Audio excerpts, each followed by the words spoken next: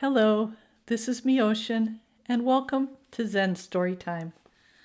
Today I'm going to read you a story called The Sun in My Belly. And this story is interesting for a couple of reasons. First of all, it's written by two nuns, and nuns are women who decide that they want to practice the Buddha way all the time. So they live in a community and they have brown robes and they spend most of their days and nights practicing. So, doing sitting meditation and walking meditation and helping other people. So, this is by two sisters, Sister Susan and Sister Rain. And they share a little about themselves. Sister Susan, it says, is a grandmother and former teacher. And Sister Rain loves children and raindrops, which kind of makes sense if that's her name. So that's who wrote the book. The other interesting thing about this story is the illustrations, which are watercolor, and they really, see if you agree, but I feel like they really capture the feeling of the story in the colors that the artist uses. So this is The Sun in My Belly by Sister Susan and Sister Rain.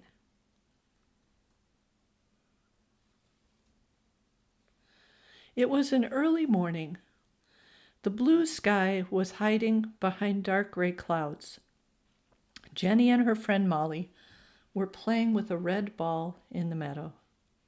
"My turn," Jenny said, throwing the ball as far as she could. Molly ran after it. "My turn," she said, throwing the ball as far as she could. Jenny and Molly both ran across the meadow after the ball. "It's my turn," said Jenny, reaching for the ball. "No, I want another turn," said Molly, taking the ball and running back up the meadow.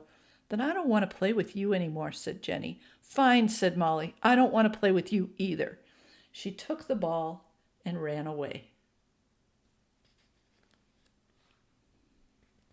Jenny felt all alone in the meadow.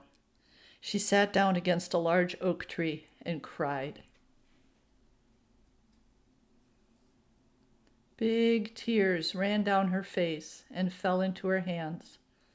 She cried until she couldn't feel any tears left in her. So I bet you know what that kind of crying is like. And that's the kind of crying she did. Sitting quietly in the meadow, she felt something warm and soft touch her head. She looked up. The sun was coming out over the mountain, lighting up the sky with grays of gold and orange. The warmth reached all the way to her belly. "Oh," Jenny said, surprised, "the sun is so beautiful, and the sunshine has come right inside me." I hope you've had that feeling when you're sitting in the sun and it just comes right inside you. Jenny sat still and watched as the sunlight lit the trees and the green grass of the meadow. Looking down the hill, she could see the sun touching her house, making the brown roof shine. But soon, dark gray clouds moved overhead. Jenny felt the first drops of rain on her hair. The rain got stronger and big raindrops fell into her hands. "The raindrops are mixing with my tears in my hands. They are both the same," she thought. Jenny looked around and saw water everywhere. There was rain falling on the grass, the trees, and the roof of her house. The little pond was full of water, too. She knew she drank water every day, took a warm bath every night, and she remembered the tears she had just shed. "Both the water and sun are part of me," thought Jenny. "I can't wait to tell Molly." Then she remembered that she and Molly had fought. Jenny turned to walk home across the meadow and saw Molly coming toward her with an umbrella. Jenny and Molly stood under the umbrella together and watched the rain. Jenny said, "I'm sorry I said I didn't want to play with you earlier." And Molly said, "I'm sorry I didn't wait my turn. Let's be friends again." Then Jenny said, "I think you must be inside of me, just like the sun and the raindrops." "And you must be in me, along with the sun and the rain," said Molly. I like having all those things inside of me. Jenny and Molly decided to go get warm and dry and have breakfast together. As they walked quietly home, they passed a cow. Jenny looked at the cow very thoughtfully. The cow had made the milk that would be in her breakfast cereal, so the cow was part of her too. They went past the wheat field. The wheat swayed in the wind. Soon it would be cut and made into flour for the toast she loved to eat. So the beautiful wheat was in her too. Jenny and Molly stopped under an apple tree. Molly helped lift her up, and Jenny picked 2 small green apples from the lowest hanging branch. She gave one to Molly. Now the apple and the tree were inside her as well.